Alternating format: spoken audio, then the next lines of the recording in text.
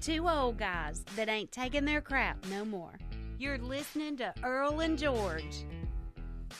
Welcome in, everybody, to another edition of Earl and George, literally the only show that you need to listen to all week long. We wrap up everything that happened this week, and wasn't a lot. Can I just say that you really let me down, Kentucky? I really wanted you to break a 30-season losing streak to Florida last week, and you didn't. Way to go, Kentucky. You hurt me. You hurt me. Welcome in, everybody. Thank you guys so much for the support that we've had.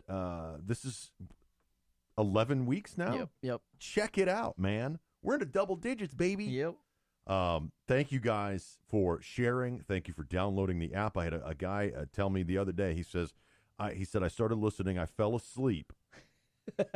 No, it was like 2 a.m. He said, but I woke up at like 3 a.m. and I was 3 episodes in on the thing. I was like, you know what? You're smarter now for listening to Earl and George while you sleep. George, how you been, buddy? I'm Earl. I did it. I immediately did it. I have a sign in front of me that says, I am George. He is Earl. And I called him George. Yep. What? I don't understand why I do it. Mr. Producer, how are you? Let's start with you. I'm good. How about yourself? I'm doing all right. I'm George, by the way. He's Earl. Yes, I am. Earl, welcome back. I know Thank you were you. in somewhere in Omaha, Nebraska last week. Yep. And by the miracle of modern technology. And welcome back, Mr. Producer. You weren't here last week either. Apparently not. So I did a phenomenal job. You were the only one holding down the fort. I was here all by myself in this radio station. I played producer and host and then telephone operator. Yep. But it worked out. It worked. How'd you like your day off? That's good, huh? Awesome. Oh, yeah, totally. He's like, By the way, everybody, I'm George. He's Earl. Yes, I am. Go to earlandgeorge.com, and the store's up. You can buy a bunch of stuff. You can listen to all the past shows. Also, jump out on Facebook. You can listen to us all over the place. And, of course, if you're listening live on Spreaker, send us a message. We appreciate that. Facebook has been interesting this week because both Earl and I have been posting stuff on Facebook of some relevance, I would have to say. There's a lot going on this week. So coming up on today's show, we're going to talk, obviously, NFL people taking a knee. Huh. Well. Actually, what game was it with the Giants where they actually like locked arms? Yeah. What about that one? I love it when the producer interrupts the host of the show. By the way, I just really. Oh, my bad. I don't. You're gonna kill me. You're gonna kill me. Here's the deal. No.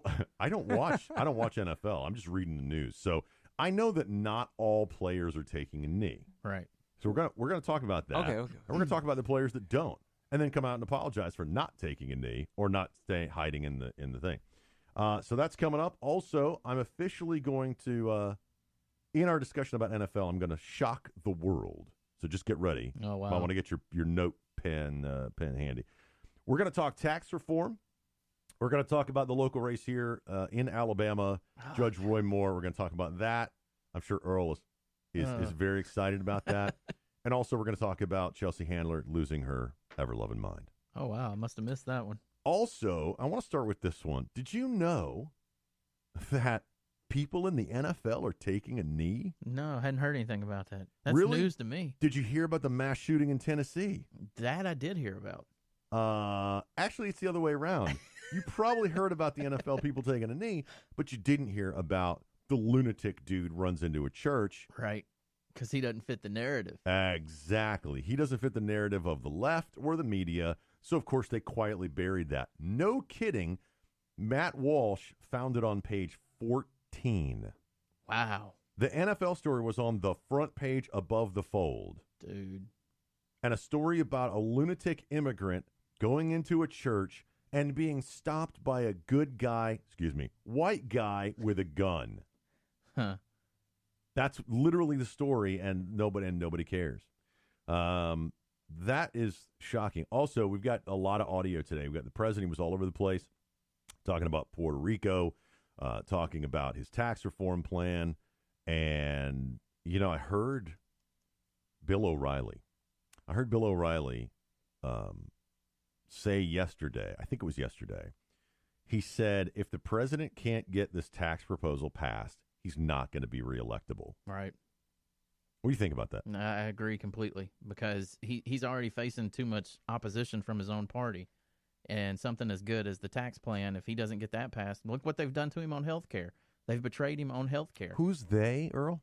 Most of the Republicans. Thank you very much. The Democrats are sitting back and laughing at Yep. us. Okay, they are completely in control. My chair keeps going. How do I stop the chair from rocking backwards? I don't know. I am pulling on things. I am rotating things. I watched a little bit of one of the president's speeches when he was down here in Alabama. What was that on Saturday? I He think was campaigning for Luther. Yes, but he was talking about. That's the up and down one. Sorry. Oh well, he's still fidgeting with the chair. I'm trying to. Oh, wait. Oh, you gonna break it? That's not. It's definitely not it. Put that one back. Y'all talk amongst yourselves. I'm in this chair. So what was the president talking about when he was here? Did you pay attention to what he said? Or did you hear what he said? It was almost kind of a boring speech, although most people said that it was a good speech. But he's getting another chair. He's saying, screw it. Bear with me, everybody. Throw it out the window. No, what was the last thing that you were talking about? Because I spaced out. Like, what was the last thing that you said? Now, that's a janky chair. I can tell you right now, it's not going to be able to stop from going back and forth. No, I did it. It's good. This is fine. Now I can't get it to come. Well, I need it to come up. No, it's not coming up. No, it's not. This is entertaining. I am so. Do you know that President Ronald Reagan always had a bowl of M&Ms in every room he was in? Yes. Can I have a chair that works? That's all I asked. I thought it was jelly beans. No, that was Bush. Yeah. Was that Bush? Bush was that was Bush. Oh, was no? I think I was don't it know. Reagan? Maybe, I thought it was. I think it was Reagan had the I jelly think it beans. was. Yeah, Really? you're right. I thought it was Jelly M&Ms. beans. I always thought it was M&Ms. Somebody look it up. I think it is the jelly beans. I don't.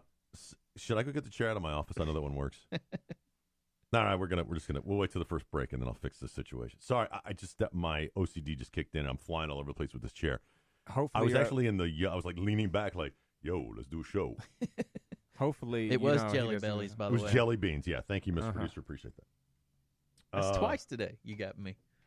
So, Nice. so he's on point. Yeah. He's on point. It's what happens when you get a week off. He's on point. So we got a lot of audio. President talking about the president signed a $200 million block grant for STEM education. And, in fact, we'll go ahead. We'll just listen to what Representative from the 1st District of Alabama, Representative Bradley, I think his name is Byron, B-Y-R-N-E, Byron, represents Mobile. Here's what he had to say from the Oval Office. Mr. President, I'm from Alabama. We started the Alabama Math Science Technology Initiative almost 20 years ago, and we thought it was the thing of the future. Well, it's the thing of the present. And your signing this today means a lot to young people and educators all over America. Thank you for doing this. Well, thank you. And Alabama's a great state. We love Alabama. You're right, Mr. President. Alabama's a great state. And I love that it takes a lawyer and a representative to tell me that 20 years ago it was the job of the future, and today it's the job of the president. Thank you very much. I appreciate that. I really appreciate that 20 years ago it was going to be the future, and today is the present. Thank you. Yeah, I appreciate that. I remember what I was going to say. The president's speech, and it tied into that, was saying, like, because you were talking about like the legislator, and all of the healthcare reform and all that stuff, and he said that they finally got a president that was willing to sign it, so they're not passing it. Yeah, that's exactly what it is. We've talked about that on the show. When these senators and representatives out there are like, we need to repeal Obamacare, they don't really mean it. See, after a while of watching these people, you get to understand that they lied. They will look at you and lie to your face. Yep. And they will do it so convincingly because they know that they could vote to repeal it 100 times as long as the president isn't going to sign it. As soon as they get a president that does sign it, they're going to find a way not to vote for it. Is that because they're all paid by lobbyists? There's probably 100 different reasons, but I don't trust a one of them. And I know most of them. I mean, I was joking last night with one of our state senators. He was at one of the football games, and I was like, dude, will you stop lying to people? These are the kind of people, like, came into town, daughter's on a majorette, saw her at halftime, left. Wow. They don't want to be here. They don't like it here. They come in just enough to give, and they were like, of course, on the stadium speakers, they were like, we would like to welcome Senator so-and-so. He's like, hi, everybody. Hey, FaceTime. Yeah, hey, showing everybody he was here. Hey, let me take a couple pictures of my daughter who's a majorette, and then I'm leaving. I'm not going to stay to watch who wins the game. Wow. See, that's these, and all of them are like it. Elitist. All of them are like that. I haven't found one, and well, okay, maybe one. I found one. And it's a local guy, and he comes in, and he actually cares. Like, been to his house. I know where it is.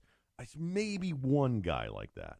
Most of them, you're a checkbox on a voter ballot. And if they're in the house, you're the revenue stream for the country. Right. So, what were we talking about? Oh, they'll look at you and lie, knowing that they're not going to get it passed. Here's the real problem. The Republicans needed the House. We gave them the House. They needed the Senate. We gave them the Senate. They begged for the presidency. They have the presidency. Why won't the Republicans now, after asking us to vote for them for all of this stuff and telling us what they're going to do when we vote for them, do nothing? Because they're rhinos. It doesn't matter what the Democrats do. You should have the votes. You have asked us to do this. The American people came through for you, and you are failing us left and right. On an astronomical level. I mean, it's horrible. And they come back and they're like, we've got the votes for this one, and you don't. We're not going to vote on this, and we don't have the votes for this one, and da-da-da-da-da. Susan Collins. Right. Why are you not being recalled? Did you see the recall against McCain? Yeah. Please recall John McCain. For real. Please recall John McCain. First of all, he's been a senator for way too long from the state of Arizona. Get him out. He lied to you, Arizona. And I know we have people, by the way, I want to thank all the people in Japan for listening to the Earl and George show. Arigato gozaimasu. Arizona, he lied to you. He absolutely told you a flat-out lie. Why are you voting for this man again? Primary his backside and get him out of the Senate. Somebody who will support a tax cut for everybody, somebody who will support a border wall, somebody who will support getting rid of this monstrosity Obamacare. And this is something I had a discussion with my mom about, because last week, I opened up with Obamacare. Right. And nobody's been able to answer the question for me yet. There's two ways to take this thing apart. Okay? We're going to do nothing and let it fail. Yep. And pretty much hurt everybody who doesn't have company-subsidized health insurance. Self-employed people, lower-income folks, things like that. The unemployed. Okay? Those are the people that we're not talking about the people who have jobs and their employer gives them a benefit. Right. Those are the people we're talking about. Yeah, that's expensive for them too, but guess what? It's a lot more expensive when you're self-employed or not employed or, low income. So we just let it fail. We just let it blow up. Yep. Okay? We just let it destroy itself, which it's going to do. And these insurance companies are like, we're not making enough money. We're not getting what you promised us as far as revenue. Right. So we're leaving. And they're bailing, right? So I got a buddy of mine. His job was to set up all of the exchanges across the country. For the last couple of years, his job has been to dismantle all of the exchanges across the country. Dude. He made money making them, and he's making money destroying them. Isn't that amazing? It's the American way. Good for him on that. In Oregon alone, they had, 87. Now there's like 6. Yeah. Yeah. They keep destroying. So it's going to implode and hurt a lot of people. Or... I don't know. Let me just propose this crazy idea. Let's take it apart piece by piece and hurt as few people as possible. The political reality is that people are going to be hurt by this. Yep. The political reality is we're already being hurt by this. Yep. We need to hurt as few people as possible. Well, and the president's talking about doing an executive order so that we can go across state lines for insurance, which I think that'll be huge. I don't think he can do. I don't think that's within the power of the office of the president to do, because that is interstate commerce law and has to be done by Congress. Right. I don't think he can do that. Well, it was still a good. Of course. That's also Rand Paul's proposal. Yeah. Rand Paul's proposal is, look, interstate portability. We should be able to, because right now in Alabama, there are 2 companies we get to choose from, United Healthcare, Blue Cross Blue Shield. Both of them suck. Yeah, I can't get Blue Cross and Blue Shield even if I wanted to, though. Why? I have a crazy stalker that works there. Sweet. I actually have a restraining order against the person, too, because they've shown up to my house twice. Wow. Yeah. You sexy beast. No, I wish it was a little bit more deserving. It's just a crazy person. But if we could go across state lines and shop, guess what that would do? Right. Lower costs. Why? Because you introduce competition into the market. I'm not an economist. I'm not a lawyer. I'm just a dude who doesn't want to pay $1,800 a month and have a $5,000 deductible. Yeah, and be stuck with 2 crappy insurance companies. So you know what my wife and I are looking at MediShare. $600 a month, $2,500 annual out of pocket, and then we share those costs gladly with other believers. Yep. It makes perfect sense to me. All right. We'll be right back. When we come back, we're going to talk about the football thing. Oh, you know what? Should we do football in Puerto Rico first? Puerto Rico. Let's do Puerto Rico first. When we come back, we'll talk about Puerto Rico. We've got some great audio from the president about Puerto Rico and what's going on down there for the relief effort. We'll be right back. It's Earl and George, Aged Conservative Talk.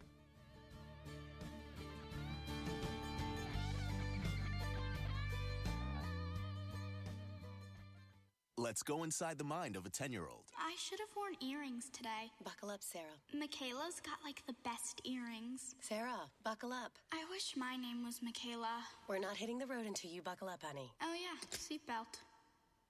I wonder if there's pizza at school today. It can be tough getting through to kids, but it's your job to make sure they're wearing your seatbelts. Never give up until they buckle up. A message from the National Highway Traffic Safety Administration and the Ad Council. Visit safercar.gov/kidsbuckleup for more information. A ranger station. I'd like to report a bear hug. Okay. I put out my campfire and Smokey Bear hugged me. So you drowned the fire, you stirred it, drowned it again, and felt that it was cold?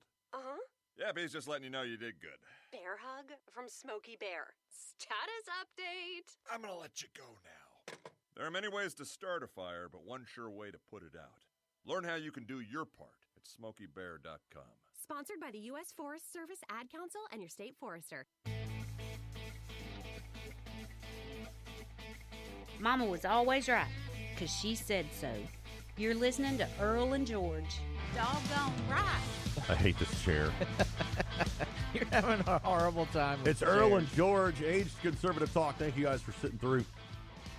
And by the way, we've had a lot of great response. Our analytics, please tell me they're off the charts. Yes, we're doing phenomenal. We've been the first week was about 120 downloads. Then we bumped up to about 200 listens. Now we're at about 390 listens. What's up, baby? Yeah. What's up? Now, the next thing, all of those people are going to want sexy calendar shots of both of us.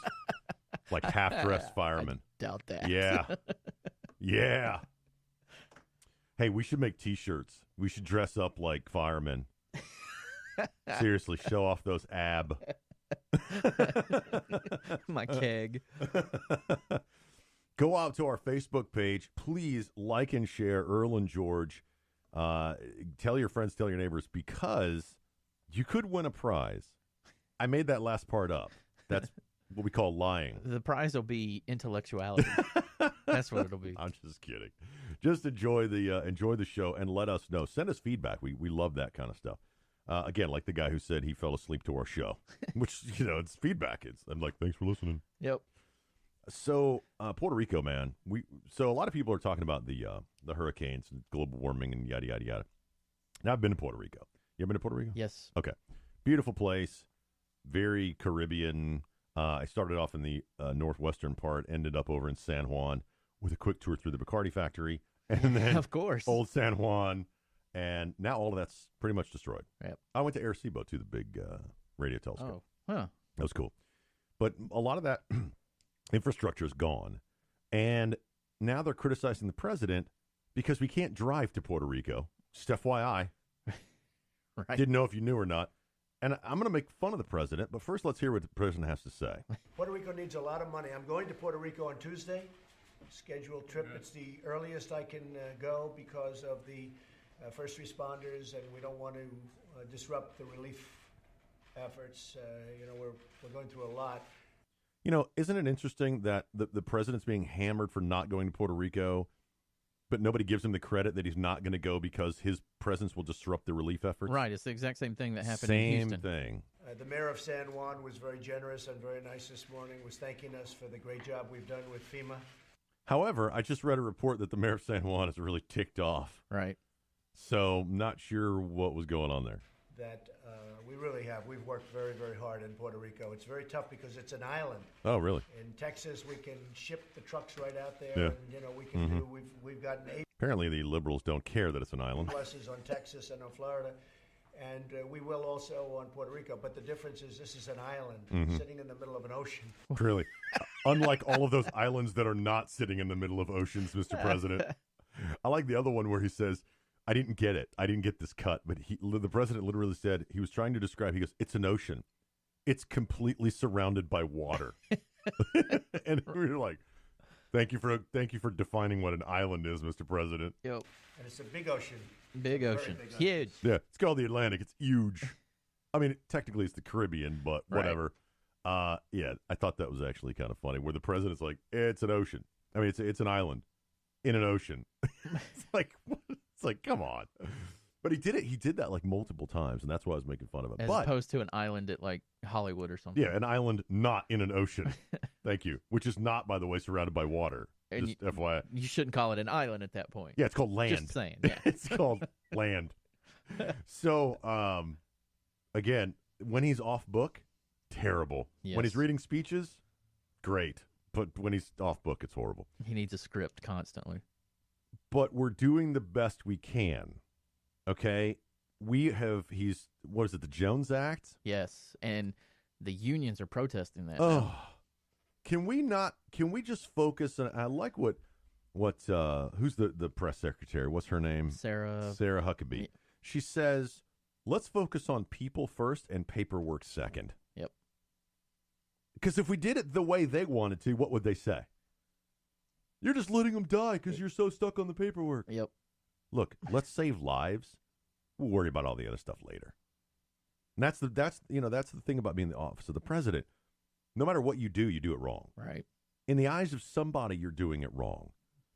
That goes for both parties, by the way, people. That Absolutely, yeah. I mean, anything President Obama did, he didn't do it right. Right. In the eyes of somebody. So here's the reality in Puerto Rico. It's an island surrounded by water. There's only two ways to get there.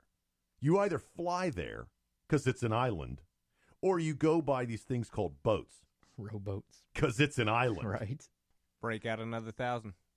They were actually like, well, when Houston got hit, aid got there immediately. Yeah, not an island. All we had to do is clear the interstate of debris. They drove in, right? The linemen were driving from Tennessee before the hurricane hit. Okay? Now we have an island devastated by another hurricane, and they're like, your relief efforts are taking too long.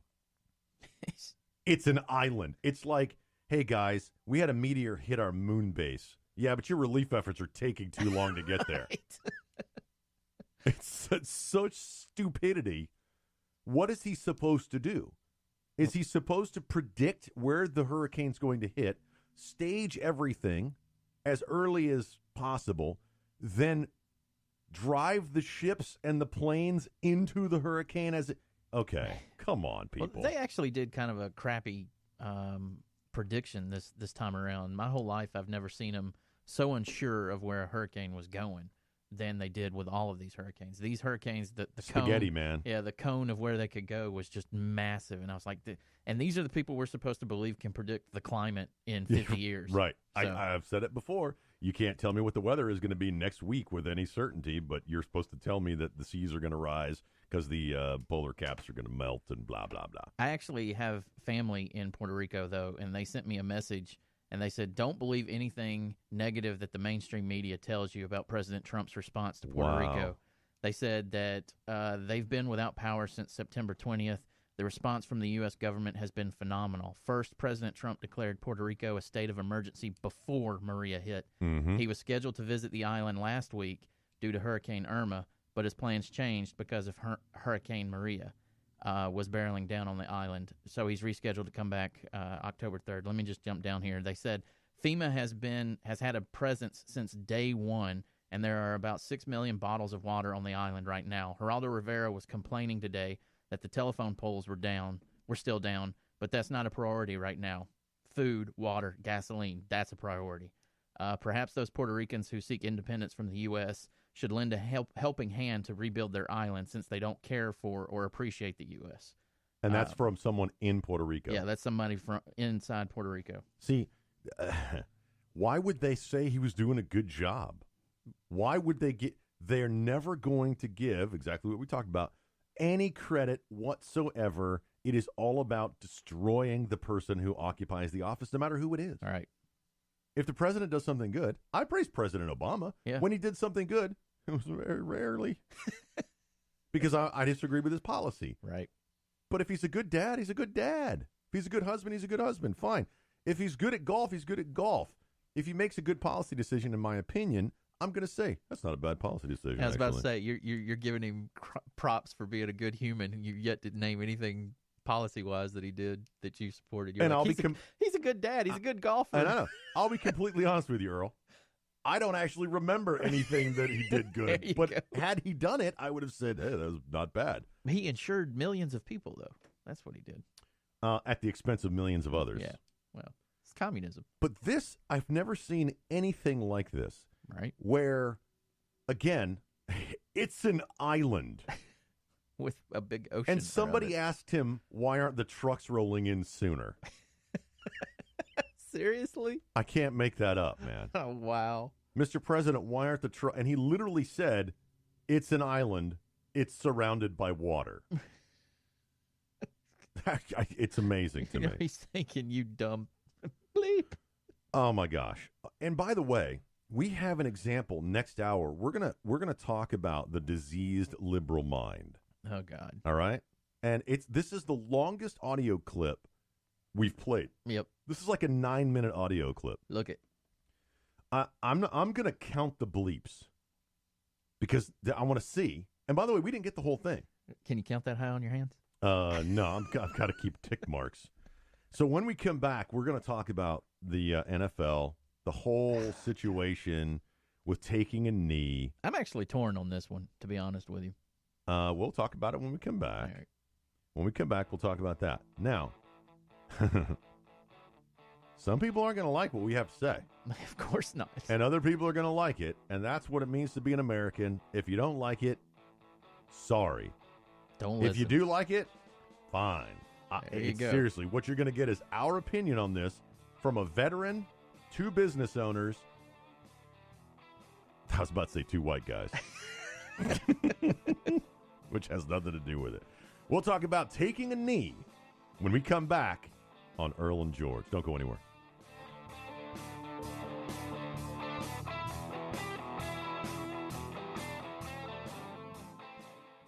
Listen, as a hiring manager, I've got to tell you, the best job candidate isn't always the typical candidate. Sometimes they're a grad of life. Meet the grads of life. Young adults of unique determination and experience, an ideal fit for your company in an entry-level position, internship, or mentorship. They might not have every qualification you typically look for, but they're exactly who your company needs. Sometimes the best candidates aren't the ones you're used to. Go to gradsoflife.org to learn how to find, cultivate, and train this great pool of untapped talent. Brought to you by the Ad Council and gradsoflife.org. This is Mario Andretti. You know me as a race car driver, but I'm also a Meals on Wheels volunteer. I've raced against the sport's biggest personalities, but I've never met more vibrant, amazing people than the seniors served by Meals on Wheels. You can make a difference by dropping off a hot meal and saying a quick hello. So, America, let's do lunch. Volunteer your lunch break at americaletsdolunch.org. This message brought to you by Meals on Wheels America and the Ad Council. Hey, you, over yonder. You're listening to Earl and George. It's an island. It's surrounded by water in a big ocean. You don't drive trucks to it. You can't. Sorry. You sure? You can try. Well, you can try, it, but you're not going to get there. You can try once. What about those cars that like turn into boats? Well, I guess that's still a boat. It'd be a boat. Yeah. It's an island. It's surrounded by water. I see. Welcome back to Earl and George. Now, we're going to talk probably for the rest of this hour. And next hour, we're going to get into tax reform. We're going to get into the Roy Moore win. We're going to get into all kinds of stuff, and especially the liberal mind. We have talked about this many times on the show. I'm not trying to be opinionated too much, but at the same time, I think I hear Donald Trump saying something about the liberal mind. Wrong. That is absolutely wrong. Proved over and over again. Wrong. Wrong. All right, here you go. Ready? All right. That's all coming up next hour. Right now, I'm going to read this. This is I did not write this. This is from a friend of mine's Facebook post. I have no idea who the author is, and I'm just going to read the entire thing. So, you want to take a knee. Take a trip to Valley Forge in January. Hold a musket ball in your fingers and imagine it piercing your flesh and breaking a bone or two. There won't be a doctor or trainer to assist you until after the battle. Wait your turn while listening to the screams of pain from the wounded. Then take a knee. Go to Normandy, where man after American man stormed the beaches, dodging dead bodies and withering machine gun fire. The very sea stained with American blood. Imagine that your fellow players are your dead brothers in arms. Then take a knee. Take a knee in the sweat-soaked jungles of Vietnam. Over 60,000 Americans died in those jungles. There was no playbook or million-dollar contracts for doing your job, but they understood what our flag represented. When they came home, they were protested by their fellow Americans. Then take a knee while they spit on you. Take another knee in the blood-drenched sands of Fallujah in 110-degree heat. Trade in your pads for a Kevlar helmet and battle dress. You'll have to stay hydrated, but there won't be anyone to squirt Gatorade into your mouth. Watch out for those IEDs when you take a knee. There's a lot of places to take a knee. Americans have given their lives all over the world. When you use the banner under which they fought as a source of your protest, you dishonor the memories of those who bled for the very freedoms you have. That's what the red stripes mean. It represents the blood of those who spilled it defending your liberty. So while you're on your knee, pray for those that came before you, not on manicured fields striped and printed with numbers to announce every inch of game yardage, but on nameless hills and bloodied beaches and sweltering forests and bitter cold mountains. Every inch marked by an American. There you go. Sorry. Every inch marked by an American life lost serving that flag you protest. Right. No cheerleaders, no announcers, no coaches, no fans. Just American men and women on the land, air, and sea delivering the real fight against those who chose to harm us. So you would have the opportunity to dishonor their service by taking a knee. You have no clue what it took to get you where you are, but your protest is duly noted. Not only is it disrespectful to a nation, it points to your ingratitude for those who chose to defend you under that banner that will still wave long after your stats and game jersey are long forgotten. If you really feel the need to take a knee, come with me to church on Sunday and we'll both kneel before Almighty God. We'll thank Him for preserving this country for as long as He has. We'll both beg forgiveness for our ingratitude for all He has provided us. We'll appeal to Him for understanding and wisdom. We'll pray for liberty and justice for all, because He is the one who provides those things. But no protesting is allowed. There will only be gratitude for His provision and a plea for His continued grace and mercy on the land of the free and the home of the brave. May He continue to bless America, the ignorant and selfish sinners we all are. What an incredible gift He has given us. Boom. Sorry about getting emotional there. No, don't apologize. It happens. I'm officially calling for the separation of sports and state. There you go. I'd be okay with that. I'm going to hashtag it. I'm gonna try to make that a national movement. If you want to separate church and state, I would love to separate sports and state. And here's why. Yeah, I was going to say, explain so they can understand. When you are offended by something that I say or do, I immediately have to change my behavior because of your offense. When I am offended by something you say or do, you are emboldened and immediately increase that action and those words. Now, I'm a veteran. I will stand up for the rights of people to say what they want to say, whether I agree with them or not. And it takes that kind of mentality to stand up for someone you disagree with and say, I disagree with you, but I will stand for your right to say it. Right. The opposite is not true. I very rarely meet people that disagree with me that will stand for my right to say what I want to say. And then you have people on the right saying, those soldiers died for you. You must stand and respect them. Actually, those soldiers died for their right to kneel. Yep. But the opposite is true as well. Because those soldiers also died for the neo-Nazi in the street waving a Nazi flag. Yeah. But they don't see it that way. See, that's the difference between us and them. And this is not an argument about us and them. It's just the only, adjectives we could use. We have to be able to stand together. Indeed. I will not kneel. I will not kneel for the American flag in protest. I will not kneel to an oppressive regime. I will not kneel in the face of overwhelming odds. I will stand. I can't speak for anybody else. I will stand. Even if I'm the only one standing. Yep.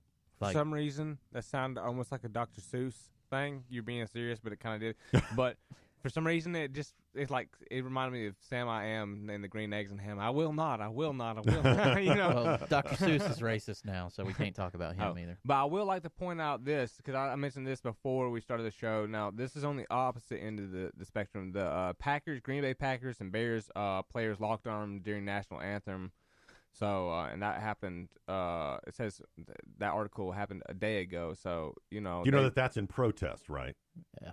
That's not in solidarity for respect of the flag well, or, actually, or the country. Says that a chant of USA rolled through the stadium prior to the anthem. So they were doing No, the chant of USA was against those people kneeling. Yeah. If you don't... No one kneeled, though, at this one. Everybody locked arms. The ones that were locked arms were just as the same ones that were kneeling, and the ones that were shouting USA were shouting USA at the ones that were locking arms. And the reason they do that is because they're not standing with their either saluting the flag or putting their hands over their hearts. Now, again, it's their right to do that, right. and it's okay that they do that. But if we accept that it's okay for you to protest like that, if you want to take a knee or sit on the bench and say it's in protest, that's fine. Yep. But then don't come around and say the people in the streets screaming against minorities and Jews can't say what they want to say. See, you can't have it both ways. And there's a moral equivalency. And that's what they don't understand. If you are offended by what I say, you demand that I immediately stop saying it. Instead of saying, I disagree with what George says, but I defend his right to say it. Right. And when I am offended, and I being the majority of people in this country who, by the way, are no longer watching the NFL or buying their tickets, when I am offended, you double down on it? Yeah. There's no moral equivalency there. And that's why we basically shoot them the bird. Now, here's the reality. If we were just to just make this go away and just say, those guys are they're buffoons, it'd be gone. The president turned this into a massive thing. And now everybody wants to protest. We're not going to do that. We're going to sit in the locker room, and one guy's going to come out and put his hand over his heart, and blah, blah, blah. How is that? I don't understand, because on this article it says Green Bay players released a statement through the team website Tuesday night inviting fans to join them in portraying unity, locking arms in the stadium during the national unity anthem. For what? Just unity in America, just unity in no, people. No, you're not reading that right. This is what it says. That's the end of the article, man. When you see them standing up and locking arms instead of standing up and rendering honor to the flag, well, they're all facing the flag. They're wrong. I mean, but that's okay. When you were in school, do you remember when they taught you the Pledge of Allegiance? Yeah, you put your hand over your heart. Yes. And it's the same thing when the national anthem plays. Yes, I know, but at the same time, I mean, I get what you're saying, but at the same time, unity. I mean, it's unity against what we were taught in school about pledging allegiance to the flag. It really is. It sounds like a good thing, but it's really not. And the reality is better than taking a knee. And the reality is, I don't even like pledging allegiance to the flag. Me neither. My opinion, but that's my opinion. There you go. And it's valid. You're not wrong. You're not wrong. But well, let me rephrase that. We're all allowed to be as wrong as each other think we are. Right. Right? Wrong. His opinion is just as valid as everybody else's, but we can't Opinions have it are like Mongolian wild. Beep. But what you were talking about, though, and I think this is where you're getting your stories mixed up, was the Giants that actually were standing The whole team was saluting the flag, pledging allegiance to the flag like they were supposed to. I think those are the two stories that you're trying to get. You brought up something. Confused. We're going to take a quick break here. Okay. And you brought up what they're supposed to. Now, of course, there's a lot of misinformation going around talking about the NFL rule book. When we come back on Earl and George, we're going to actually talk about, is that true? Is it not true? And I want to get back to this moral equivalency. I think we blasted past that with the article, but I want to talk about that, and I really want to drive that home. Are they supposed to stand up? You shake your head no. You'll be surprised when we come back on Earl and George. Don't go anywhere.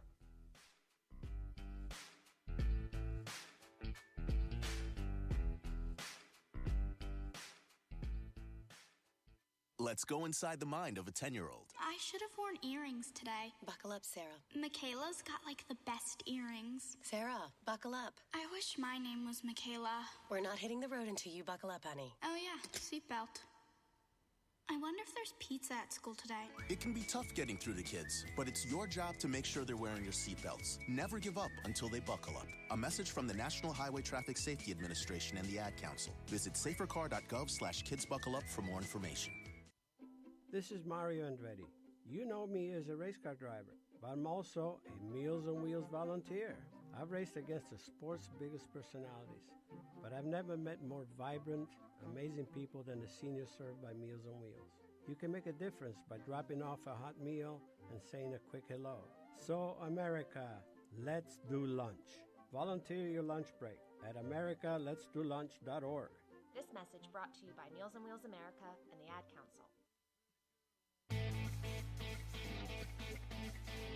You're listening to Earl and George, aged conservative talk. You darn right you are. So we're talking about this NFL thing and pledging allegiance to the flag. Now, Earl, you brought up during the break flag etiquette, and I'm going to talk from the standpoint of the NFL, and I want you to talk about flag etiquette. Are we supposed to stand during the national anthem? Yes. Where did we find that? I was looking at the flag etiquette, and I didn't look up the national anthem, though. Now, okay. I mean, you were in the military, but I was in ROTC, and I was on flag You only have to detail. say military once. military. But anyways, an island. It's surrounded by water. It's military. They have guns, and they do good things for America. Is that mic on right there? Which one? Well, there's only 3 mics on right now. Is G2 on? Guess no. 2? Okay, all right. It just sounds like it is. Go ahead. I'm sorry. As I interrupted you. Now he's forgotten. It's a gift, ladies and gentlemen. It's a gift. Did you pull up the national anthem? Oh, yeah. I was in ROTC, and like, so I was on flag detail, and we had to, that's marching the flag out and folding it and all that stuff and pledging allegiance and all that stuff. So I was... Yeah, like, that's a paramilitary organization. You had to stand at attention or you were going to do push-ups. Yeah. Yeah. One time I got into an argument with my sergeant major because he marked little red checks. Yeah. Or X's. So I thought he was marking it wrong. And I was like, why'd you mark him wrong? He said, I didn't mark him wrong. Give me 25 push-ups. And I was like, yeah. Get out of you. It was kind of cool. But here's the anthem. It says... the composition consisting of the words and the music known as the Star Spangled Banner is the national anthem. Then it says conduct during playing, and we jump down to Section 1, Article C. It says all other persons present should face the flag and stand at attention with their right hand over their heart, and men not in uniform, if applicable, should remove their headdresses with their right hand and hold it over their left shoulder and hand being over their heart. And Section 2 says when the flag is not displayed, all present should face towards the music and act in the same manner they would as if the flag was being displayed. So it does say we have to stand. And you'll see some people salute the flag actually in a military salute in civilian clothes because they're veterans and that's what they've been taught to do. Now, that is what? That's U.S. something or other. Yeah, it's U.S. 36 U.S. Code 301 National Anthem. Really? Pretty sure that's a law. Yeah. Yeah, just to throw out. Again, George's not a lawyer, but I'm pretty sure that's a law. It's a U.S. Code. Yeah. It's also one of those unenforceable ones. Yeah. Because we can't verify that everybody stand up or they'll be executed. This is not North Korea. Even though they want to make it North Korea. Yeah. If you sit down at a football game in North Korea, you'll be dead by the second quarter. Yeah, interesting. My not playing around. My douche of the week has to do with that. Oh, good. Here's what there's a meme going around talking about the NFL rules. The rule book says that they have to stand. That's actually inaccurate. It's the NFL operations manual. So it goes out to the teams that says, here's what you need to do in your stadium. And it's excruciatingly specific. It goes into the distance between the hash marks and how wide every line has to be, and literally every single thing. How much space on the sidelines must be devoted to where players sit and where people stand, and everything has to be exactly the same. Right. Guess what that operations manual says about the national anthem? Nothing. Wrong. The national anthem will be played prior to every game. Players will stand and render respect to the flag. And Really? It follows U.S. Code 36. You will stand and face the music or the flag, Nice. and you will hold your helmet in your left. Very specific. It says you will hold your helmet in your left arm and place your hand over your heart, your right hand over your heart. Wow. It's extremely specific, but it's not a rule. It's the operations manual. Right.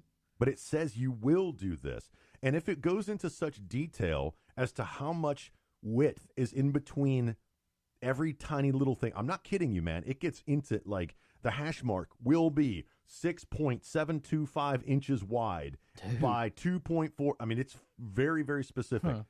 The little triangles on the field, every field is exactly the same based on this operations manual. And if it will do that, and they have to follow those rules, why don't they follow the other ones? And have they been doing it the entire history of the league? Because that's some No, other people's 2009 argument. is when the national anthem started to be played. I was going to say, and they stayed in. Well, the national anthem's always been played, hadn't it? They just hadn't been on the field. Yes, I think they were in the Yeah, like college does. College doesn't have. And the the players. national anthem wasn't our national anthem until 1908 or something. It was the Woodrow Wilson did it.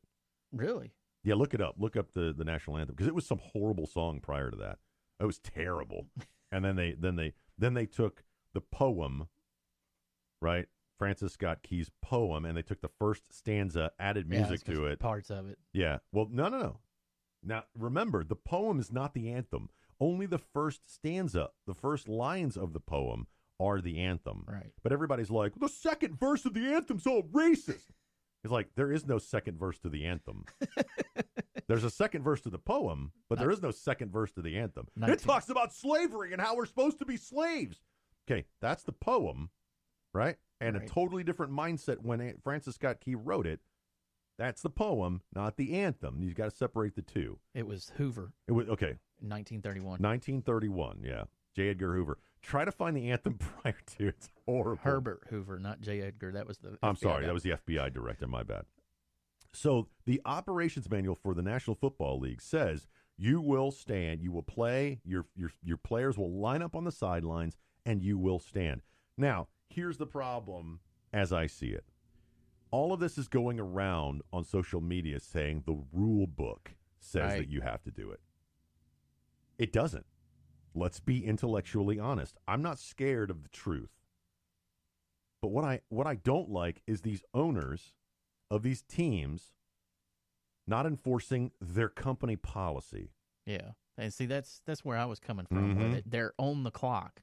And when you're on the clock, like case in point, a story that made national news was a Home Depot employee that was wearing a hat. I don't remember specifics of the hat, but I think it was something like Make America Gay Again or something like that. Okay. And Home Depot sent her a letter and said, if you don't take that hat off while you're at work, you're fired. She didn't take the hat off. She got fired because, again, she was on somebody else's clock. How dare they fire someone without cause? And I think that's what a lot of, I don't want to say smart thinking people, but for lack of a better term, I think that's what a lot of people are looking at this as these people are on the clock. They're getting paid an insane amount of money, and they're protesting. So people are like, yeah, you could find a better time to do it. I just remembered something I was going to say during the Puerto Rico thing. President Trump was speaking to the group of manufacturers, right? And he said that there were 2,700 troops already in Puerto Rico. I'm waiting for the headline that says Trump invades Puerto Rico. Trump invades Caribbean island. You know it's an island, Mr. Producer? You know it's surrounded by water, right? I didn't know that. I in a swear. big ocean. No way. It's an island. Really? Yeah. You blew my mind. We've established he's not a good speaker. You know how many sides of water that is? One? All two? All of them. Really? All of them. Wow. It's an island. Oh, wow. As opposed to the island that Kevin Costner was in. I just want to make this, again, we're going to wrap up this hour with the NFL thing. Next hour, we're going to get into tax reform, our douche of the week, and also we'll talk about Judge Roy Moore's win and the diseased liberal mind. He's like, we got some great audio on that, by the way. When I see memes come across, meme is the little graphic on Facebook, everybody sees that, that say, soldiers died for you, you must stand up. I want everyone to understand the soldiers who fought for our liberty and lost their lives, they made the ultimate sacrifice to protect our way of life. We're protecting their constitutional rights to sit down. Yes. I don't like it. I disagree with it. I'm offended by it. The best thing you've ever said that I've heard on the show was that you said what was it, the civil rights of the Constitution are being used to destroy the civil rights of the Constitution. Like that's like exactly what they're doing. That frames it perfectly. They're using the rights guaranteed in the Constitution to destroy the rights guaranteed in the Constitution. Case in point, the First Amendment, how they're attacking what we say versus But I want people to understand that those soldiers also made a sacrifice for the free speech of neo-Nazis. Yes, and people don't understand that. Antifa will not agree. And next hour, we're going to close the show with that. Obviously, it's going to be the Douche Week, but right before that, it's all about me. Me. If I'm offended, everyone and everything around me is irrelevant to my offense. That's the liberal mind. And that's what's going on in the NFL. I don't like cops.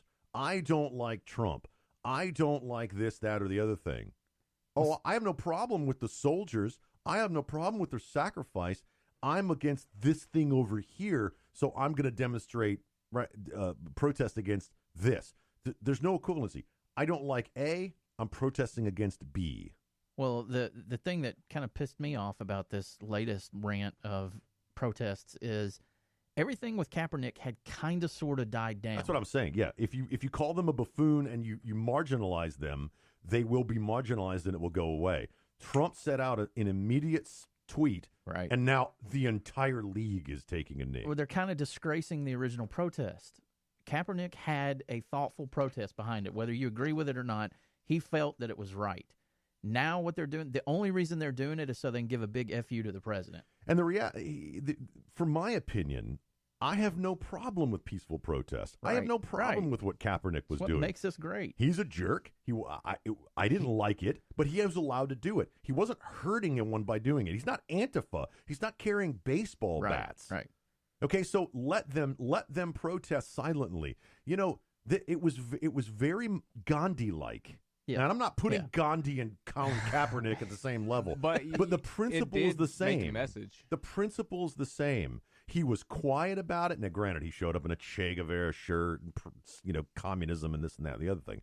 That was after. But when he started to do it, he was saying, "Look, I'm going to do this. I don't need of anybody else. I don't care if anybody else does it. Right. I'm choosing to do this. I still don't like it.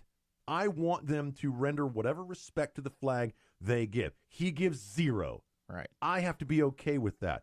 I will give 100% respect." Yeah, and just like with the Kathy Griffith thing, he had the repercussions that were going to come after it. You don't have to – there is nothing in the rule books that say, you can't drive your car while inebriated. I mean, there are laws, but you can still do it. Only the outcome. Yeah, you can still do it. There's just going to be a repercussion to what it. You're describing is with rights comes responsibilities. Yeah. You have the right to eat 15 pizzas a day, but you also have the responsibility of heart disease. And that's what happened with Kaepernick. I mean, you have the right to stand there with a severed, bloody head of the president, but you also have the responsibility of the backlash that you're going to face. Right. You have the right to sit down and not render respect to the flag and the anthem and the symbols behind it. But with that comes the responsibility of losing your job and being scorned by the public. with rights comes responsibility. And they don't, and the left doesn't want to acknowledge that because they don't take responsibility for anything. Right. It's somebody else's fault. Yeah. With rights comes responsibility. You have the right to run for president, Miss Clinton. But you got to take responsibility for all the crap that you've done. Well, it's his fault and her fault. And No, their she's fault up and to 120 people's fault. Yeah. Take responsibility. Nobody coaxed you to run. You decided to do it. I mean, with rights comes responsibility. So for George, I can only speak for George. Are you sure you're George? I am. The sign says I am George, and Earl is the arrow. You're Earl. I got it. I want people to understand. What I missed last week. I have. Dude, my mic picked up everything. I keep That's calling what you him. missed. Yeah, I keep calling him my name. And he's over here like. Yeah, that was bad. He had a drum solo last week. Whoa. Over Skype. There you go. Please understand. I don't like it. I'm offended by it. But as a conservative, as a constitutional conservative, I will defend their right to exercise their free speech, especially when I disagree with it. Right. They will not give me the same courtesy. I guarantee you they will not give me the same courtesy. Do you know why? Because they don't give that courtesy to anybody. Ben Shapiro gets shouted down. Ann Coulter can't go to Berkeley.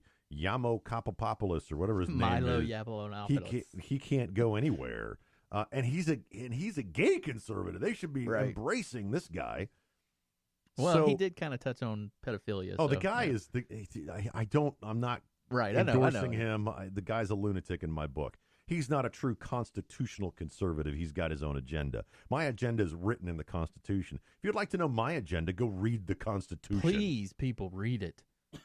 The soldiers that sacrificed, those Americans that sacrificed for our liberties, sacrificed for all our liberties. Even the ones you don't agree with. Even the ones you don't like.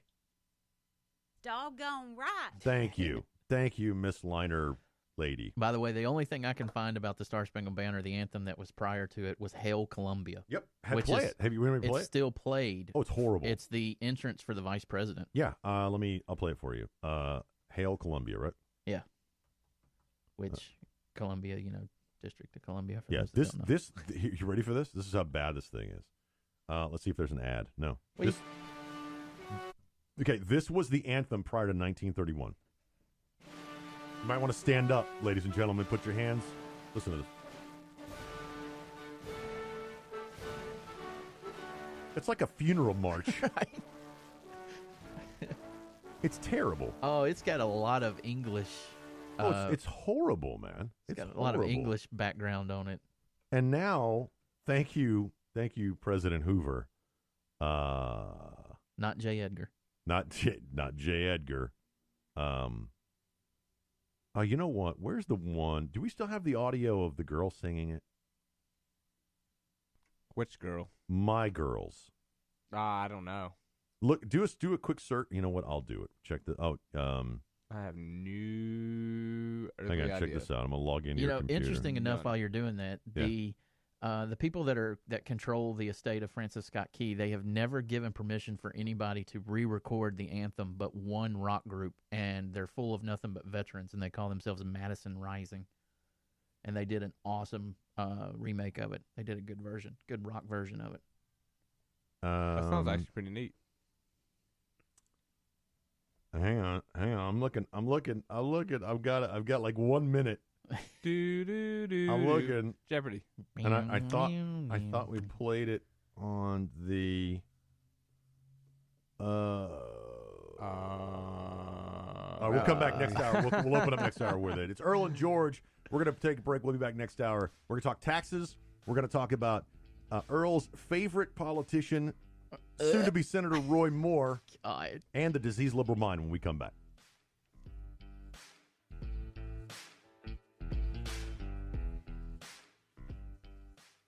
This message is for all of you sitting in the passenger seat. And apologies if it gets a little uncomfortable, but how does it feel to be at the mercy of someone who thinks a random text is more important than your life? Someone who takes their eyes off the road while speeding along in a 3-ton hunk of steel. Freaky, right? Well, why not just ask them to stop? Or better yet, volunteer to text for them. It might be a little awkward, but believe me, you'll live. Learn more at stoptextstoprex.org. Brought to you by the Ad Council and the National Highway Traffic Safety Administration. Welcome back to The Cat Show. Up next, we have Nico. Nico is a member of the Shelter Pet Group. That's right. A group known especially for their sunspot sleeping, ball chasing, leg rubbing, and of course, companionship. Just look how she struts. It's like she owns the place. And see how she curls up and cuddles her person. The pitch on her purring is simply perfect. Nice one. Fantastic cat. But really the best way to know an amazing shelter pet like Nico is to meet one. Visit theshelterpetproject.org today. Adopt. Brought to you by Maddie's Fund, the Humane Society of the United States, and the Ad Council. This message is for all of you sitting in the passenger seat. And apologies if it gets a little uncomfortable, but how does it feel to be at the mercy of someone who thinks a random text is more important than your life? Someone who takes their eyes off the road while speeding along in a 3-ton hunk of steel. Freaky, right? Well, why not just ask them to stop? Or better yet, volunteer to text for them. It might be a little awkward, but believe me, you'll live. Learn more at stoptextstoprex.org. Brought to you by the Ad Council and the National Highway Traffic Safety Administration.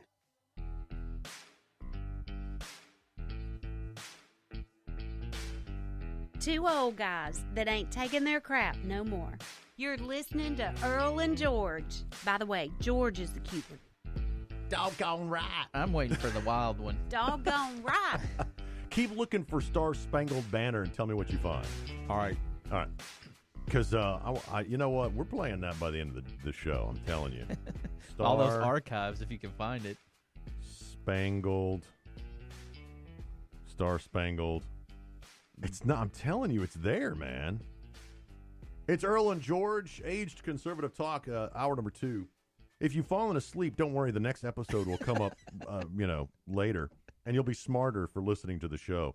Thank everybody for going out to our Facebook page and sharing and liking Earl and George. It's what we do. This hour, let's start right off with the Roy Moore thing. Because I think he threw up in his mouth. Roy Moore. This guy is probably the worst politician in my lifetime that I've had to deal with, and he disgusts me to my core at every level. How come? And this is just Earl talking, I believe he uses his Christian faith to draw on those that all they do is they're straight Bible Belt, nothing else. They don't have a middle. They're just, straight right. All they care about. Somebody says they're a Christian. Oh, they're supporting them. And I think he has seized on that, and I think that has made him the miserable person he is. Yeah, and it's I've felt strong about him since he first threw up the 10 Commandments in his courtroom. It's just was that conversation. Yeah, he's like a succubus on people's faith. He just sucks and sucks and sucks, and people just keep eating it up. Please tell me we got that recorded. we did. We're gonna loop that. He sucks and sucks and sucks. He does. It's just I can't stand him. Everything about him. I mean, I hope he does good for the state, but I know he's not going to because he's one of these all about me kind of politicians. Not that I'm saying Luther was any better because Luther supposedly took a bribe. But whatever. Man, yeah. Welcome to Alabama politics, everybody. Yeah. It's been a rough couple of years for us here politically. A governor getting indicted and all kinds of stuff. I mean, we've got a state senator who got a DUI in a school zone for speeding. Who's speeding in a school zone while drunk? Yeah, wasn't he doing like 45 or something like that? In a 25. Insane. Yeah, it was insane. And an adulterous affair while at the Capitol. It's a long story. Reelected with a landslide. Right. Why? Because he said he was a good Christian man. That's right. And he deserved forgiveness. So which he does, but yeah, absolutely. I was right on board with you with Roy Moore. Now, I will tell you, to me, Mo Brooks was the constitutional conservative. Yes. He was. He still is our state representative. Right. And he lost in the general primary, and then they had the runoff. I didn't like either one of them. Nope. I mean, Roy Moore, we were going to end up with a problem anyway.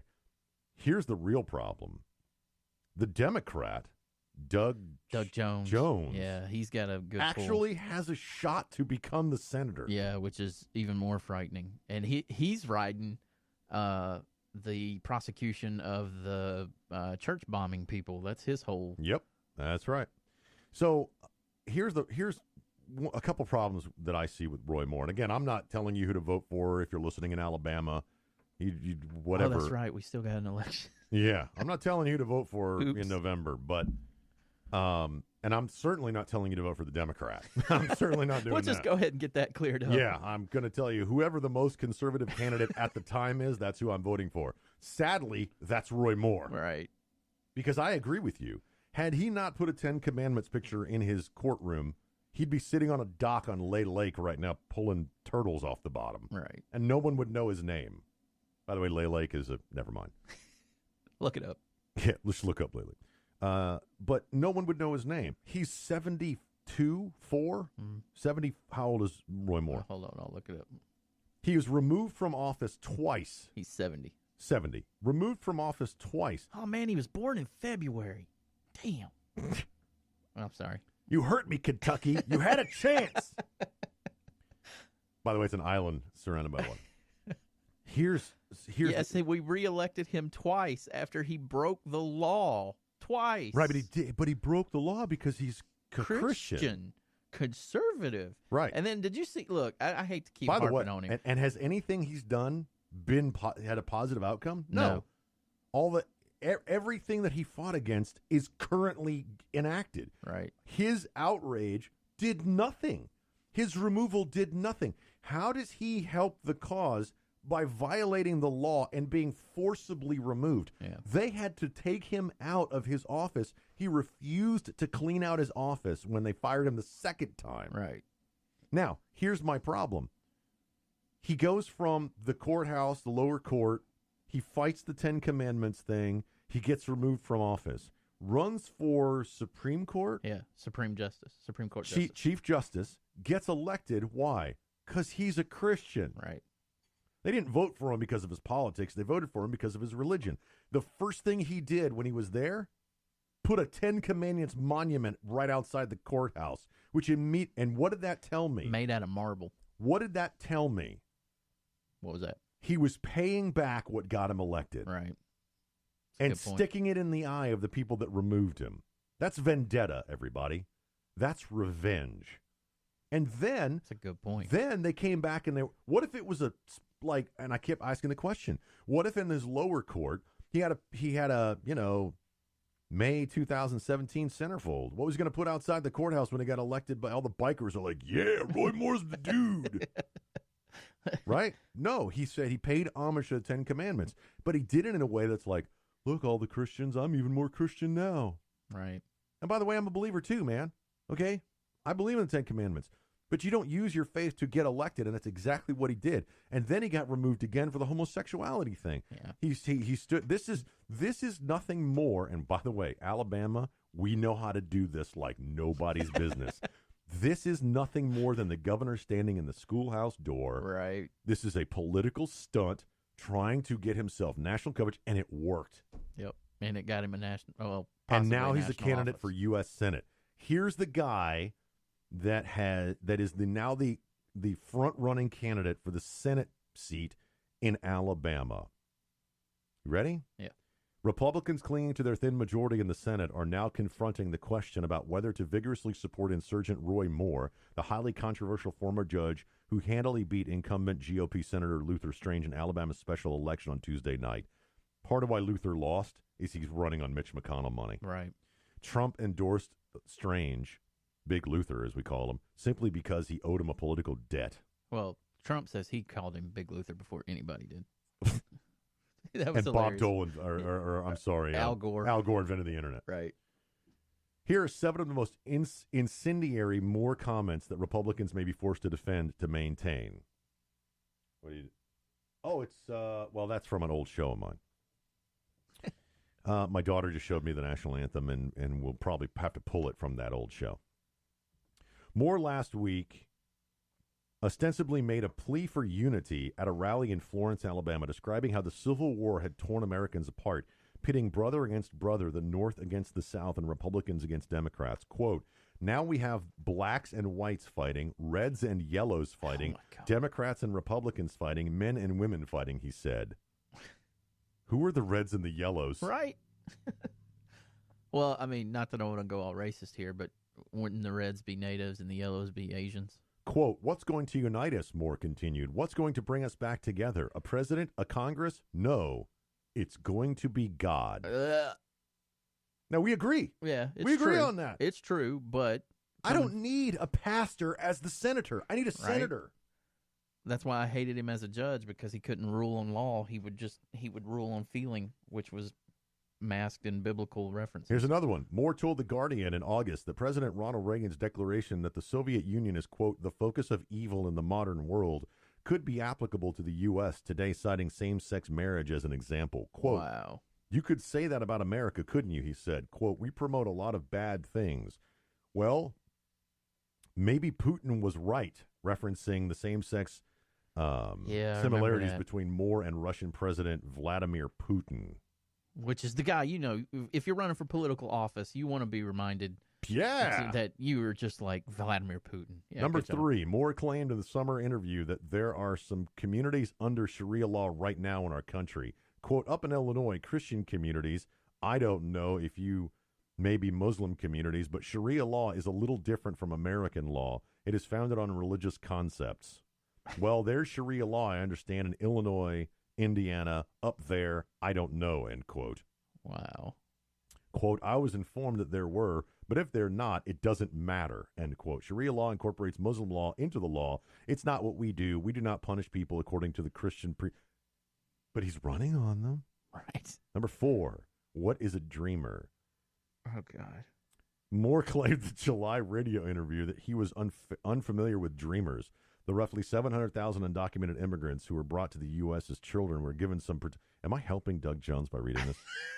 Possibly. I'm scared to continue now because I don't want to help the Democrat.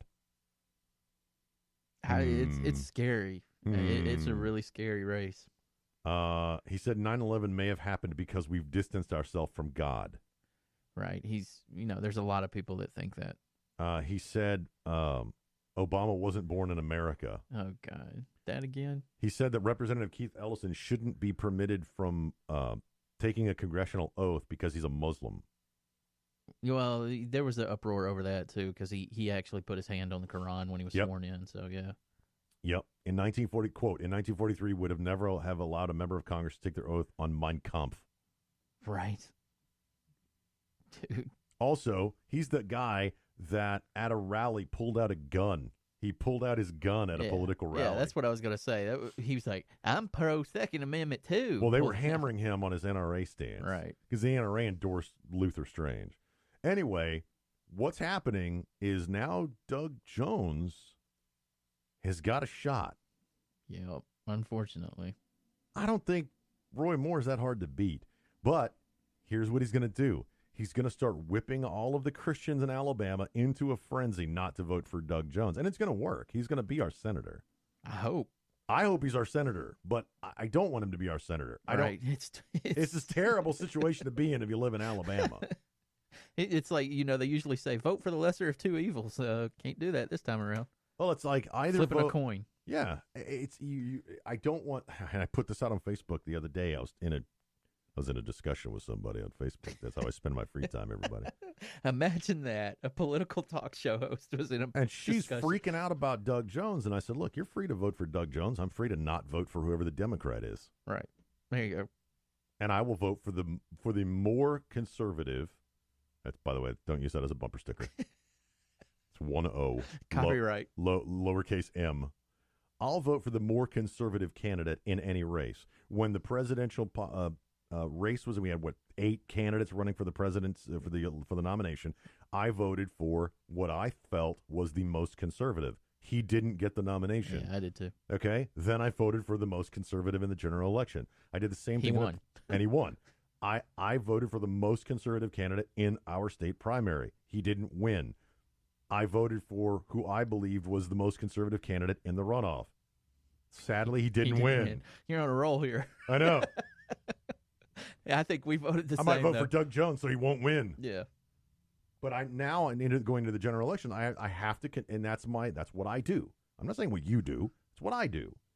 But I don't like it. When the news is there and they're showing people voting, when you hear somebody vomiting in the booth, it'll be me. Yeah. When I come out and they take a straw poll, who'd you vote for, sir? I'm like, none of the above. I voted for Bill the cat. So wait, I wrote in a candidate. So you're saying that we need chunk buckets? Yes. Chunk buckets in the. And I might actually write myself in. I wonder how many candidates people are just going to write themselves in.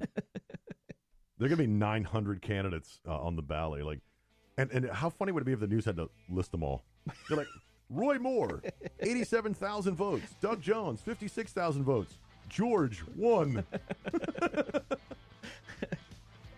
All right. God help us. When we come back, we're going to talk about tax reform. Yeah, I'm interested about this. And the president, there's a lot to talk about when it comes to taxes. We've got some great audio. Before that, I'm going to play the question about Roy Moore and these crazy statements. It's Earl and George. We'll be right back.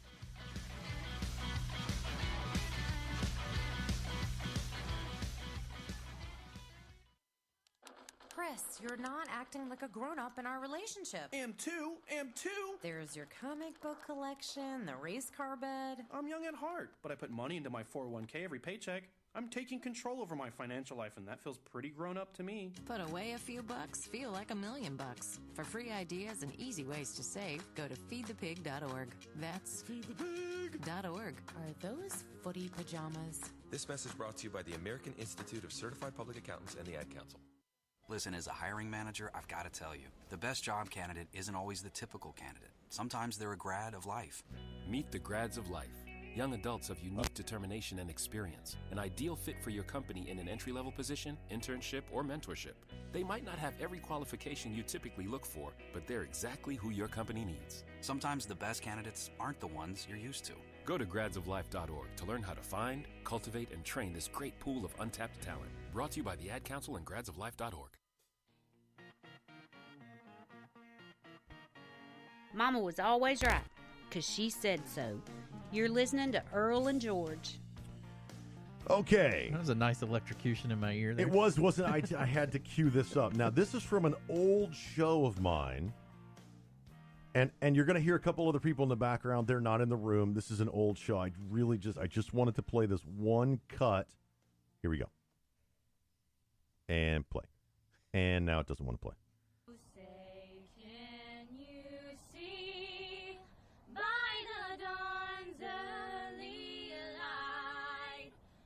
Wow.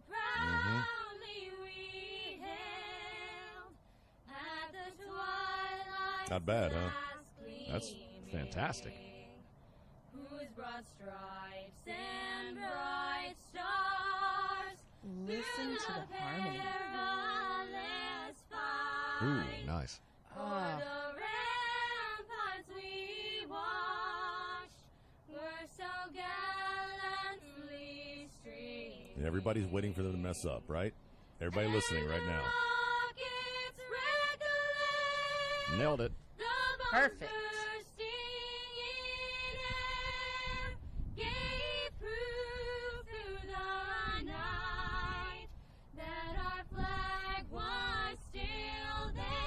Bring it home. Oh, say does that star-spangled banner yet wave? Dude. For the land of the free and the home of the brave. Wow. That was... Yeah. Uh-huh. Who'd you say that was? Those are my 3 daughters. They recorded that live at a Excellent. softball game. Excellent. Look at you Yeah. raising your girls right. Yeah, that's parenting done right. Yeah. And by the way, their mom gets all the credit. Very good, though. All I did was hit record. One of the daughters is in the studio. Very good. Yeah. I got a question for you, Gene. Yeah. Because didn't you have that to George. where that was? Oh my! I need a big sign that says I am need that George. too. Go ahead. George. By the Nick, way, if anybody Earl, asks, somebody. what- Oh my okay, God! I'm I gonna gotta have to go explain away. it now. My first name is Gene. My middle name is George. I go by George. Can I just call you Harrison? Everybody calls me. Some people. It's George Harrison. Okay, go ahead. That's why. Even I call myself Gene every now and then. Okay, I got a question because didn't you say that was coming through the host audio channel? Because that's actually coming through the production computer. No, that was through host audio. Because it was not. Because when you were playing it and I had the production computer down, it wasn't playing it. I potted it up and it was playing it. No. Do it again. I think you got it wrong. No, because host audio. I'm going to play something off YouTube here. Okay. Because host audio has been on the whole time. Hang on. I got to play my favorite. You were like I got to play my it wasn't favorite. working. Hang on. What? I got to play. This is my favorite. Hang on. If we're going to do this test, I've got to bring. I've got to bring up. 1, 2 testing. Are you ready? Yes. Okay. Here comes some audio for you. Nope. Good. This is what I test all of our audio equipment with right here. Then maybe there was just a delay. Boy, bass, how low can you go? Death row, what a brother know. You know the words. Animal. Sorry. Cannibal? Okay. Okay, so are you okay? Public Enemy #1. There you go. I love that song, man. I really do. That's Chuck D. When I'm driving a race car. Nah, man. That's what I want to hear. Just looping in my headphones. His best song was what? I have it on here. I have to look it up. It's been a minute since I listened to it. I got like 5,000-6,000 songs on here, and I keep adding more. So, but gotta play the clip. Here's a question that Sarah Huckabee got harder than you think. Wow! I hope we get that recorded. Man, we're just going around. Did we get that recorded? This is going to be a great soundbite day. Here's a question Sarah Huckabee got in the press briefing. And the second thing is, obviously, the president didn't support Roy Moore in the primary, but he's moved to kind of warmly embrace him since then. But I guess what I'm wondering is... So he's got a choice. Right. Judge Moore has made a series of controversial comments saying homosexual conduct should be illegal, equating being gay to bestiality, saying that a lawmaker who's Muslim shouldn't be allowed to serve. Oh my I'm wondering God. why those comments shouldn't disqualify him from a presidential endorsement. Now, Sarah Huckabee is a genius. Particularly considering that in the campaign trail, the president promised to be advocates for those groups. As we've said many times before, I'm not going to get into back and forth on political endorsements from the podium, so I'm not going to weigh in on a specific race ahead of time at this point. Bam. Dodge. Yeah.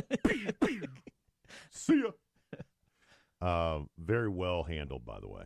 I think that was very well handled. Right. Because Roy Moore said all that crazy lunatic stuff. And, you know, this is Good job, Alabama. This is not going to end well. Right. This is not going to end well. You know, I work here in the state of Alabama. I work outside. I work all over the country. I got to answer questions already. What's wrong with you people in Alabama? You people? That's racist. What's wrong with you? It's like, oh gosh, okay, we're all not like that. We're all not like that, right? Hey. Everybody thinks all of you people in California are gay. You're not all like that, right? All of you There's people. actually a huge conservative movement out there. You think all of you people in Alabama are backwoods racists? We're not. We're just.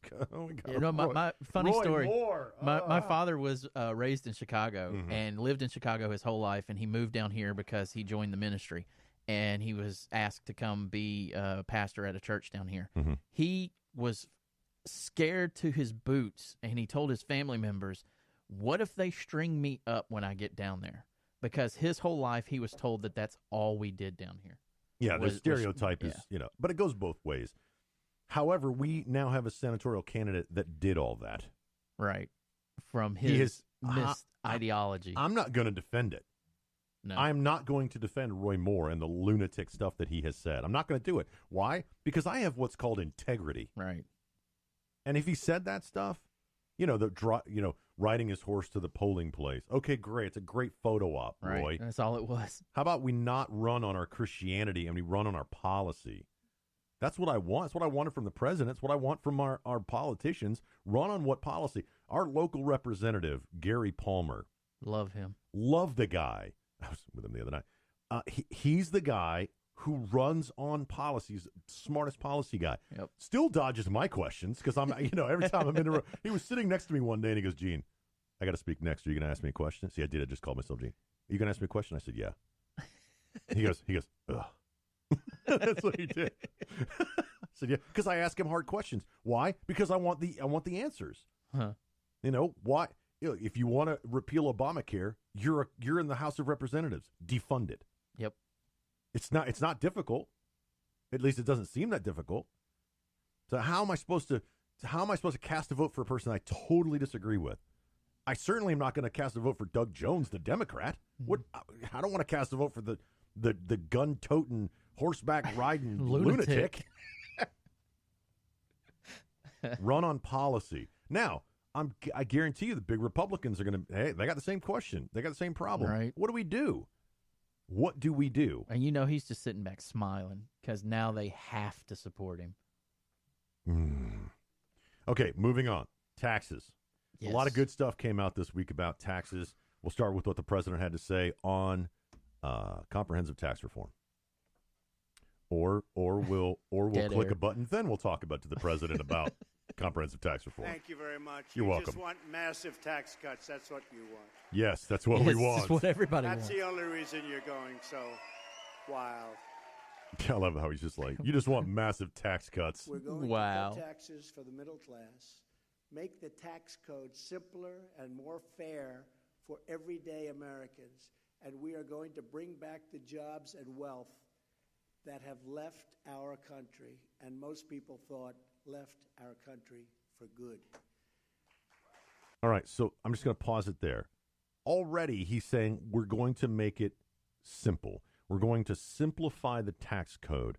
Right. Why is it so complex is my general question to the group, Earl. I don't think they want us to understand it. I think that it was purposely made complex. Wait. Honey, can you go get me a tinfoil hat? There, I have a whole supply in my office in my top dresser. It was because the harder it is for you to understand how to keep more of your money, the more of it is going to end up going to the government, in my opinion. That's just my opinion. You really believe that they made it complex so that they could take more of our money away from us without us knowing? Not without us knowing. It's just you're more able to slip up, screw up on your tax return because the average American doesn't understand how to file their own taxes. So they're going to screw up when they do it. Oh, listen, my 19-year-old's like, oh, it's easy, man. I do my tax. Who does your taxes, honey? Yes, of course I do. And she does the 1040 easy digital. Like, literally, I log in and I'm like, she made this, deduct this. Honey, you're getting this much back. I got to go pay a guy $1,000. Right. And he's like, we're deducting the square footage of your house and how many times your tires rotate and You used it for travel, right? For work. How much was that pen? We're deducting that pen. It's crazy, man. And you know what? I happily pay my accountant to do it because I'm not doing that. Right. I've got scheduled this and I've got scheduled that and I've got to pay this tax and that tax. And I'm just like, look, I'm paying you to keep my money. Right. And that's what he does. So simplification. Then applause. Yay, Mr. President, simplification. You can start talking. We want anytime. tax reform that is pro-growth, pro-jobs, pro-worker, pro-family, and yes, tax reform that is pro-American. Okay, that's all jargon. Right. You didn't give me any meat there. That's all it's just sauce. A bunch of pros. Yeah. Right. And by the way, everybody gets to claim that. We all want that. We want all of that pro stuff. Well, some of them don't want pro-America. To take care of our people, to rebuild our nation, racist, and to fight for our great American workers. Nazi. Again, everybody is okay with that. And I have no problem with that. I want a tax system that is simple. I want a tax system that gives us more of our money. But you haven't given me anything yet that says what it is. But we know what it is coming next. Our framework is based on 4 key ideas. Okay, write them down. First, we will cut taxes for the everyday, hardworking Americans, the people that work so long, so hard, and they've been forgotten. But then, how about we cut taxes for everyone? Everyone. That's what he should is. Everyone. Yeah. Cut taxes for every American. Even the ones not working? Well, they're not filing If taxes. they're not filing taxes. Cut taxes for everyone, to include the billionaires and the people who struggle every day. Right. Okay? So, because everybody's worried about, like, well, we got to take care of the middle class. Yes, absolutely. But if we want a fair tax system, because that's their word, they, he tax. said that fair word, because you can't say F word. You got to say fair word. If he wants it to be fair, then let's cut taxes across the board, which is what he's done. Not forgotten anymore. Or what he's We moved proposing. that on November I mean, he's 8th. proposing a simplified tax system that focuses on the middle class. I've never heard a tax system like this. Under this framework, the first $12,000 of income earned by a single individual will be tax-free. Wow. Okay, that in essence doubles the standard deduction. I was going to say, isn't it 6,000 right now? Yes, that is a 100% tax cut, dude. Isn't that stunning? Yeah. Huh. And a married couple won't pay a dime in taxes on their first $24,000 of income. So, a married Thank you, Dude. Thank you. Yes, can we get a round of applause to the President of the United States? Thank you for marrying me, honey. I get to keep. He's not talking to me, everybody. I get to keep $24,000. My wife and I, $24,000. The first $24,000 we make, we don't pay any taxes on it whatsoever, dude. Now, the first $12,000 a single person makes, no taxes on that $12,000. Excellent. Excellent. Democrats hate it. Of course, it's too good. They can't stand it. They're like, this hurts the middle class. How? Because the average person in America makes, they say, somewhere between $28,000 to $30,000 for students. We'll say students. It's somewhere around there. It's actually lower if you do the math. But anyway, if they're the quote unquote middle class, they're the ones that are going to school, holding down a job, paying on their student loans, all of this good stuff. There's no way this plan is hurting them. If they make $30,000 and the first $12,000 is given to them free, how is it hurting them? That was a major help. That's $12,000 more dollars that can go to help pay for their college tuition, go pay for room and board, whatever. So this is from the Pew Research. Your size, adjusted household income, and the cost of living in your area are factors we use to determine your income tier. Middle income households, those with an income that is 2/3 to double the U.S. median household income, have income ranges from $42,000 to $125,000 in 2014. Wow. The latest data. That's from Pew Research. Dude. So middle class is $42,000. Honey, do you make? I'm talking to my daughter. You make $42,000 a year? I wish. You're poor. It's college student. She's a student. I Yeah. know. It is $125,000. So Wow. 42. Now, I've always said that middle class is a frame of mind, not a bank account. Right. But according to Pew Research, when you break it down to median household income, 42,000 to 125 is middle class. Dude, $125,000 is middle class it's considered in America. Considered the middle of our country is $100 grand. Seriously? Wow. I mean, that's a ton of cash, man. Yeah, it is. 125 grand. Mm. My father was a single parent substitute teacher. We lived on food stamps, and he was middle class. All of a sudden, it's $125,000? How in the world does that happen? Right?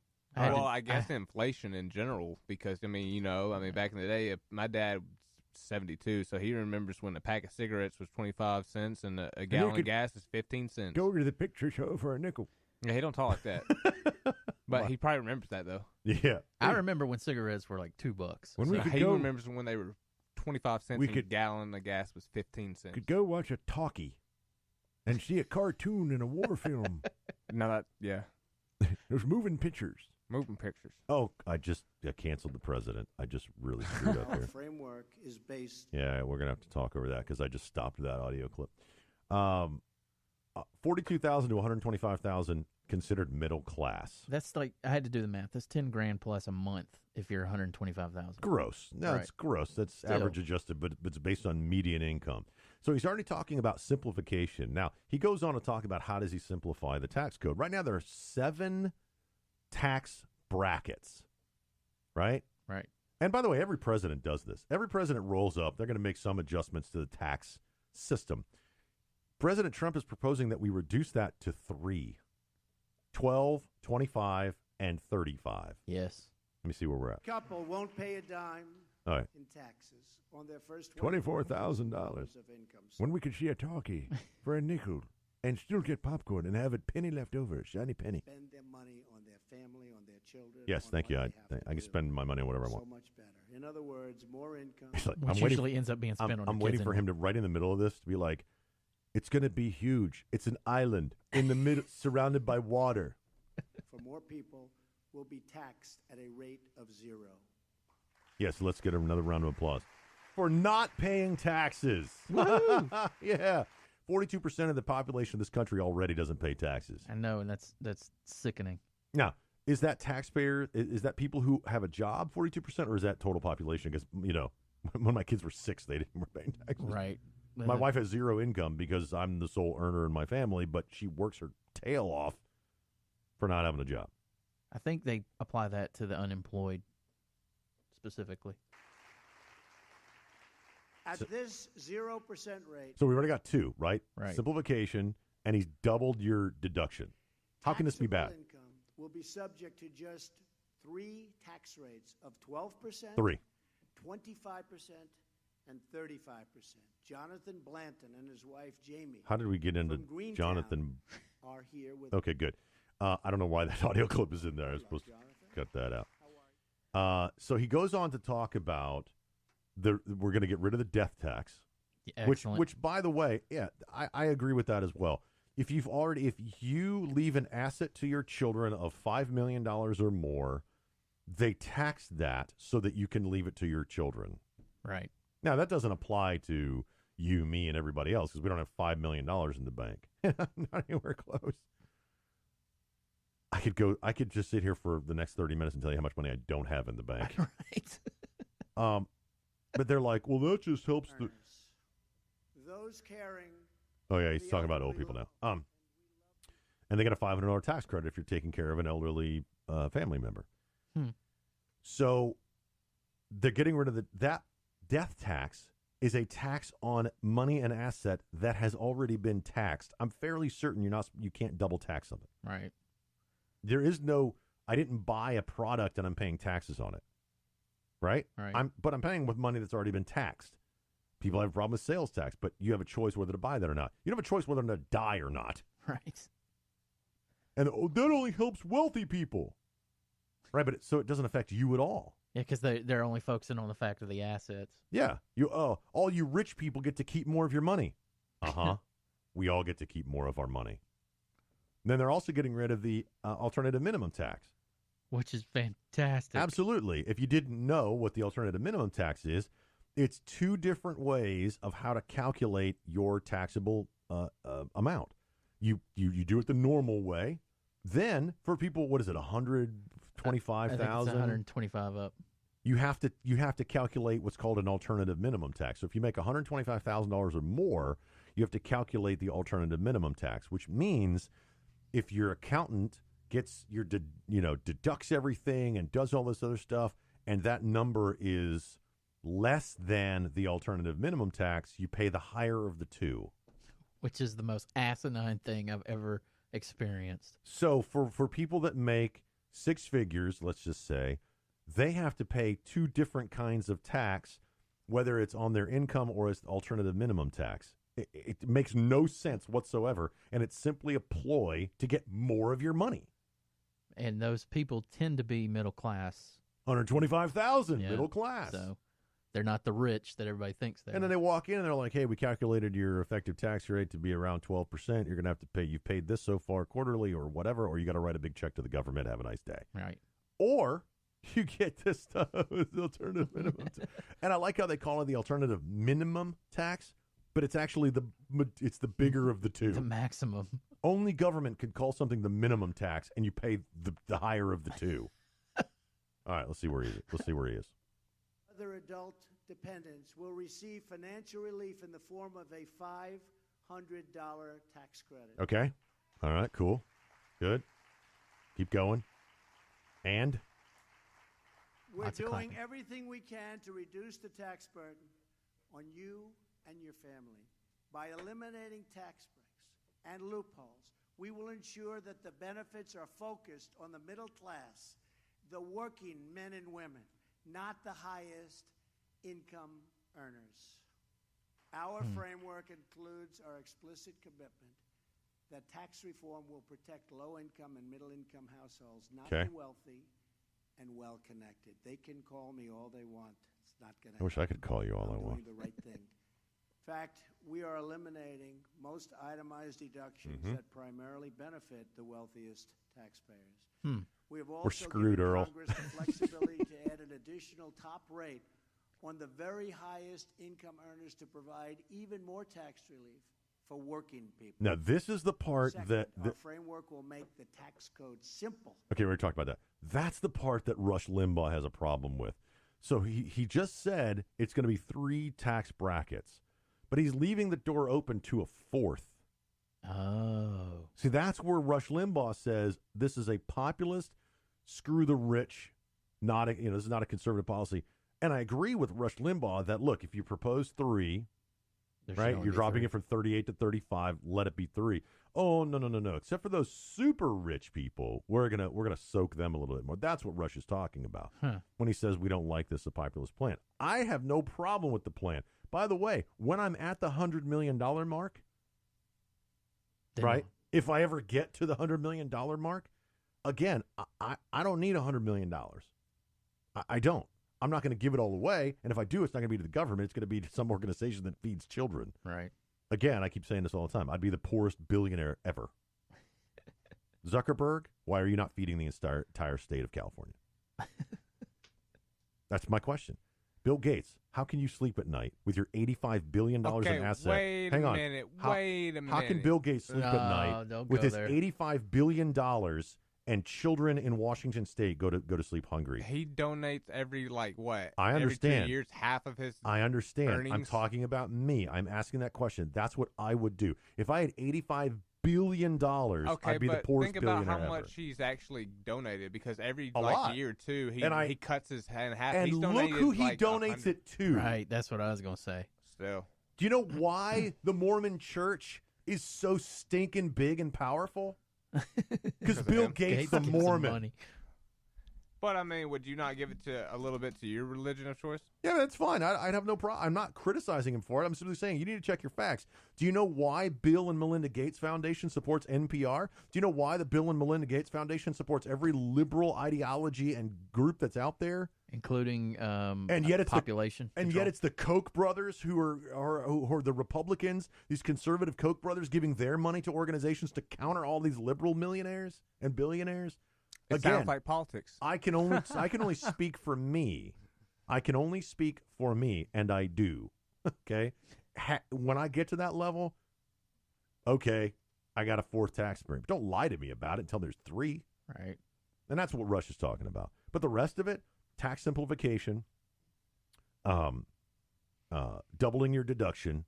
He's going to remove the state deduction. So, like when you pay your state taxes, you no longer can deduct that from your federal. That's fine. Makes sense. But he doubles your deduction. I mean, if your state taxes are $1,500 to $3,000 a year and your deduction just went from $6,000 to $12,000, not really going to affect you. All right. And yet every Democrat's out there screaming that this is a tax cut for the rich. They're doubling the deduction. Wow. How is this a tax cut for the rich? Yeah, good. It's crazy, man. I just don't understand. Okay, but to me, I like it. It's a good plan. Never going to pass because the Republicans are not going to allow, and the Democrats certainly aren't going to allow President Trump to have a win in Congress. That's the alarming statement. The Republicans are not going to support the Republican elected president. Nope. John McCain, Susan Collins, Mikulski, Paul Ryan. Is Ryan already going to vote against it? Probably. No, not. He won't, no. I'll watch. I've predicted it. I'm predicting it. No, I don't think Paul Ryan will vote against it. I think he will. Why would he? He's the one proposing it. You're talking about Rand Paul. No, I'm talking about Paul Ryan. Paul Ryan is going to do what he can to go against it. You watch. He will switch like he's done before. Oh, that'll be interesting. Earl and George, we'll be right back. Talk about the diseased liberal mind with our douche of the week.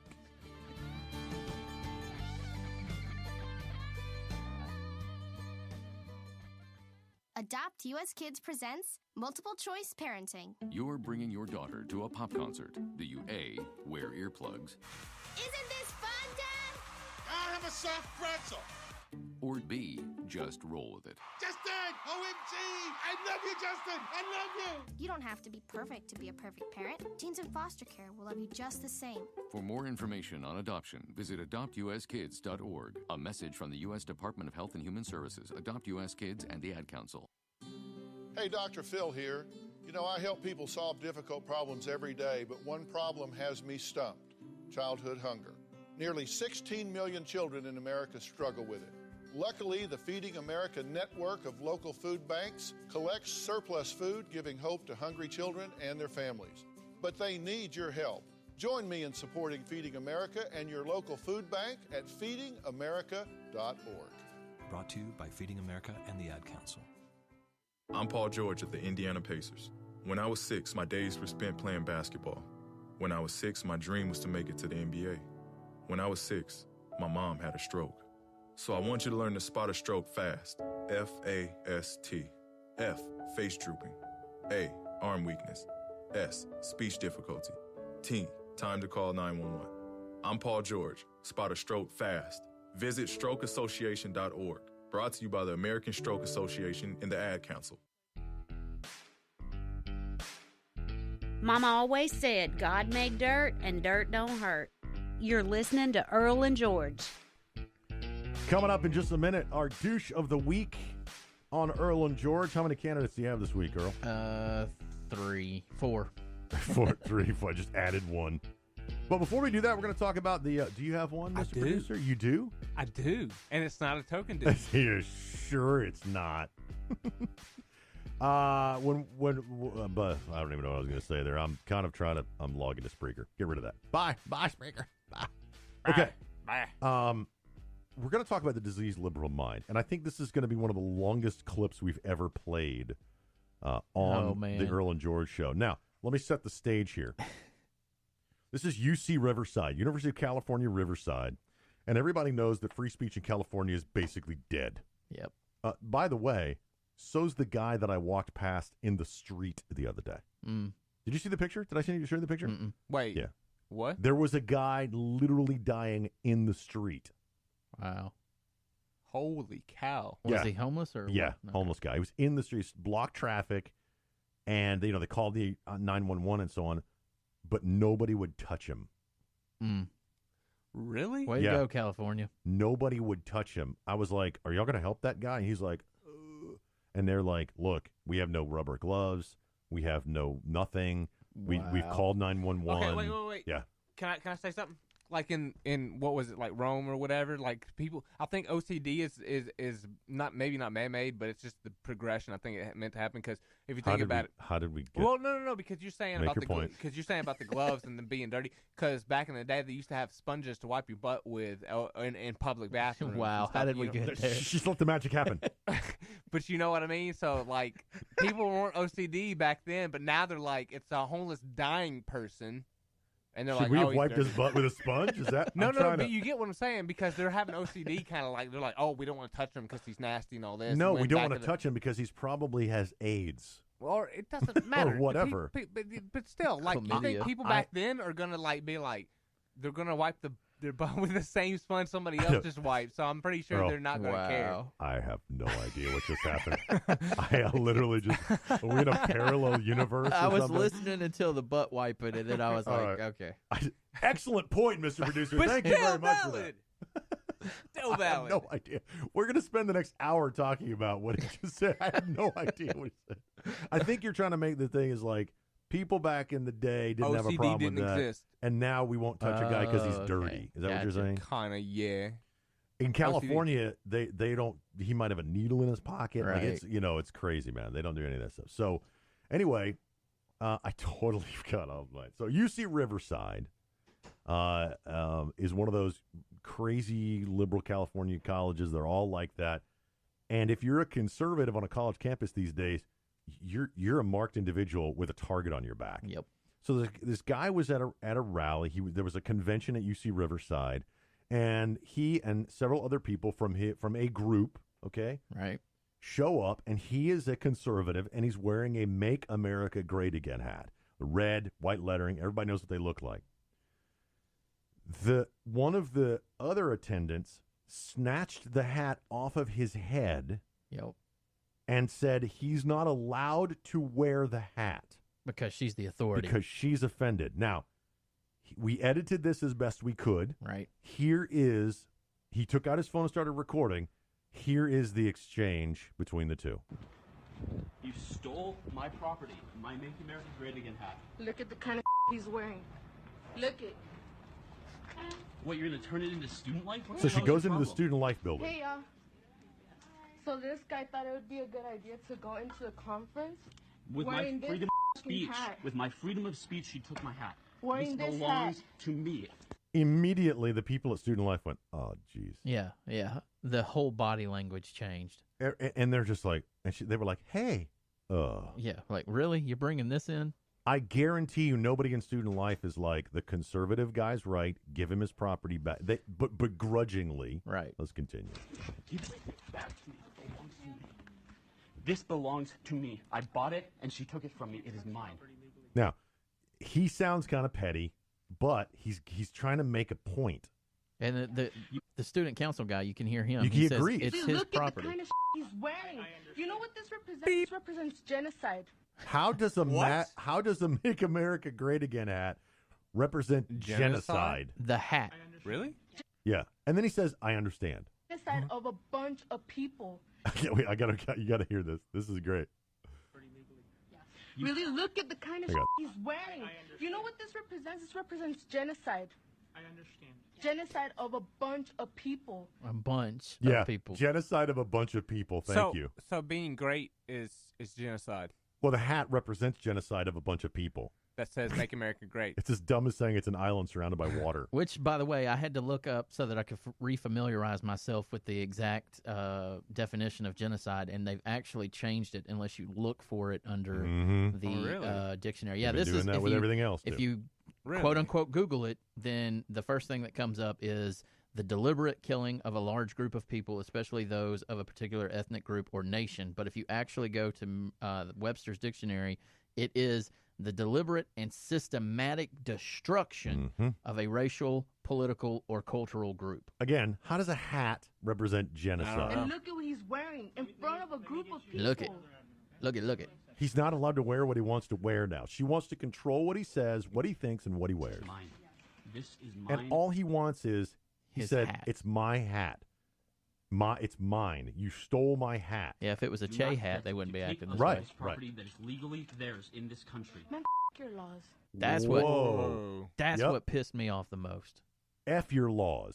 I couldn't believe that. And this is why we're having this discussion about the diseased liberal mind. Wow. She was offended by a hat.